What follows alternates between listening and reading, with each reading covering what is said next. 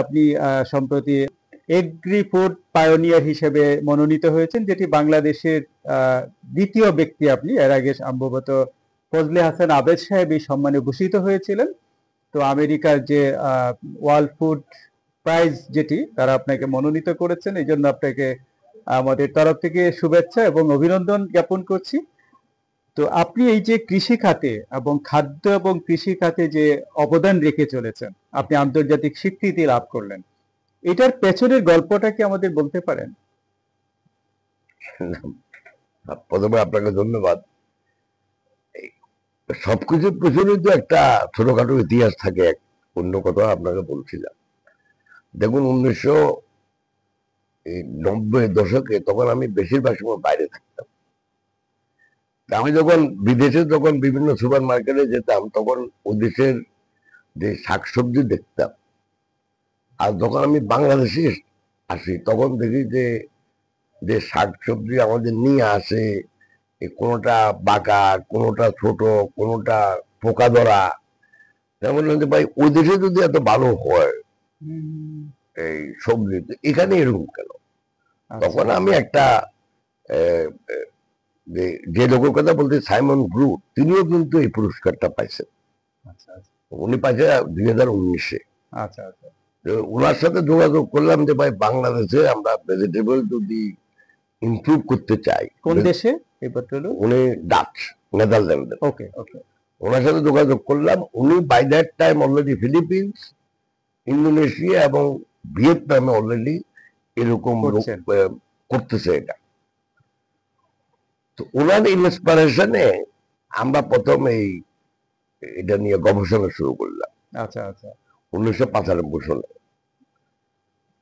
করতে করতে এক পর্যায়ে এখন বাংলাদেশে আমাদের, আপনার যে কোনো শাক বা সবজি কিনেন বাজারে, ওই শাক বা সবজির বীজের হয়তো লাল তিসির এখন 30, কোনো যে 20-30 তো আছেই, বাট অনেকগুলো আছে যেগুলো 50-60% আমরা সরবরাহ করি। এরপরে আমরা এখন আমাদের বীজ আমরা বিদেশেও রপ্তানি করি। এখন যেমন আমাদের basically Nepal, Oman, Saudi Arabia, তারপরে আপনার এই যে মালয়েশিয়া, ইভেন ফিলিপিন্সও এখন পর্যন্ত রপ্তানি শুরু করছি আমরা।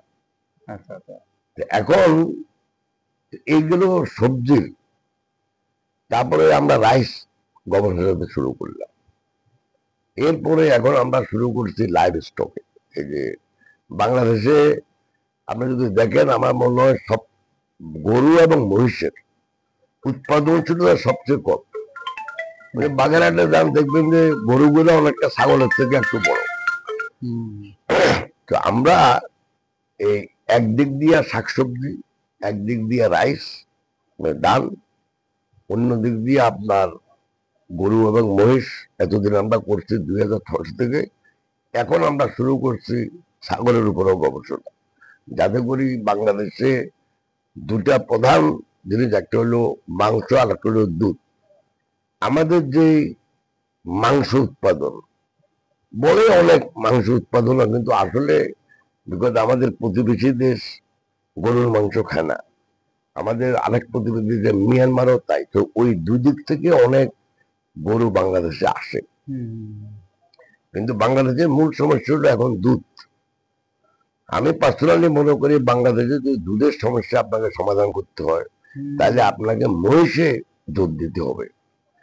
আমাদের প্রতিবেশী দেশ ভারত সবচেয়ে বৃহৎ দুধ উৎপাদনকারী দেশ এখন পৃথিবীতে, কিন্তু এই দুধের শতকরা 71% আসে মহিষ থেকে, গরু থেকে আসে না। ওদের ওই সব বাড়িতে বাড়িতে মহিষ পালে। কারণ আপনি যদি এখন গরুর দুধে যান, একটা সমস্যা যেটা, গরুর দুধে চর্বির পরিমাণ খুব কম, ওই চর্বিগুলা মাংসতে থেকে যায়। আর মহিষের যে দুধ, সেখানে মহিষের মাংসতে কোনো চর্বি নেই, ওই চর্বিটা ফ্যাটটা ট্রান্সলেট হয়ে দুধে চলে আসে।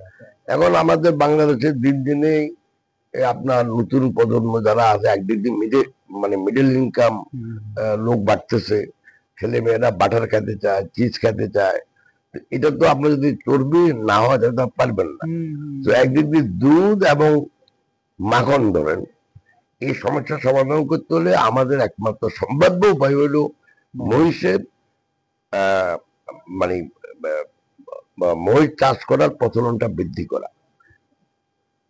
মহিষের আরেকটা দিক আছে যেটা অনেকেই বোঝে না, মহিষ দেখতে খুব হিংস্র লাগে হুম, কিন্তু আসলে খুব শান্ত।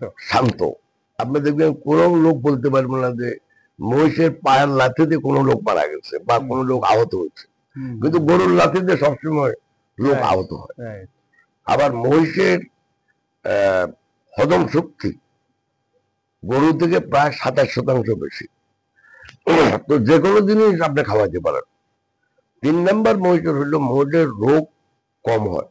গরুর 7-8 রকমের রোগ হয় কিন্তু মহিষের মাত্র 1-2-3টা, তাও ইজিলি এটাকে। কিউরেবল। হ্যাঁ, দেখবেন যত গরু মরে মহিষ কিন্তু এত মরে না। এই যে মহিষগুলা যে বাথামে থাকে, হুম, এগুলি দেখবেন এই 6 মাস ভালো খায় আবার 6 মাস ভালো খায় না, কিন্তু এই অসুখ টসুখ একটু কোনো মহিষ কম মরে।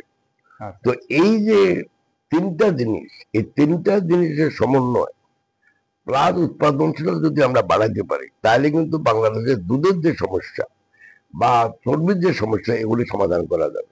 এটা গরু দিয়ে এই মুহূর্তে পারা যাবে না, তাহলে আপনাকে অনেক গরু পালতে হবে।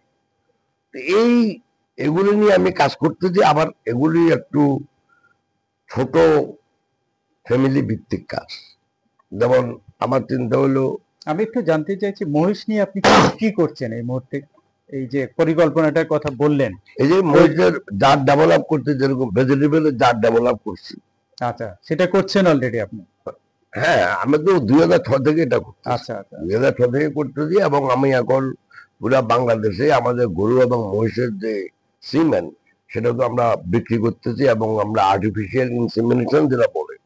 আগে তো আপনি যদি একটা গাভীকে প্রেগনেন্ট করতে হতো তাহলে আপনার তো আরেকটা ষাঁড়ের কাছে যেতে হতো, এখন তো আর এটা কমে গেছে।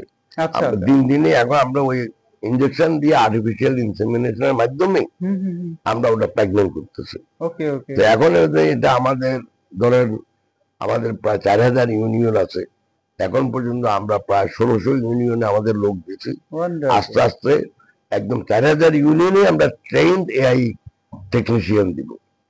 ওরা একটু একটু ওই আহ, আহ, যারা গরিব চাষি তাদেরকে সাহায্য করতে পারবে যদি অসুখ বিসুখ হয়। আর আরেকটা জিনিস হলো যে যেমন আমরা ভেজিটেবল সিড, আপনি যদি ধরেন একটা ছোট্ট ফ্যামিলি, 4-5 জনের ফ্যামিলি, গরিব, তার 2 বিঘা জমি আছে বা 1 বিঘা জমি আছে, তাহলে সে ভেজিটেবল করলো, আবার বাইরের দেশে গরু বা মহিষ যেটাই বলেন সে চাষ করলো।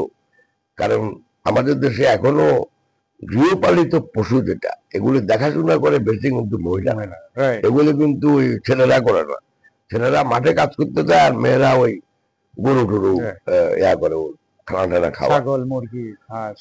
তো এটার এগুলি একটা উদ্দেশ্য হলো, যেমন আমি আহ চিন্তা করতেছি তাহলে এটা যদি একটা ছোট্ট ফ্যামিলি সেন্ট্রিক হয় তাহলে এখানে সে গরু মহিষ পালতে পারে, এখান থেকে তার আয় বাড়বে। ভেজিটেবল যদি করে তার আয় বাড়বে। তো একটা এই ছোট্ট ফ্যামিলি সেন্ট্রিক চিন্তাধারা নিয়ে এই কাজগুলা করতেছি।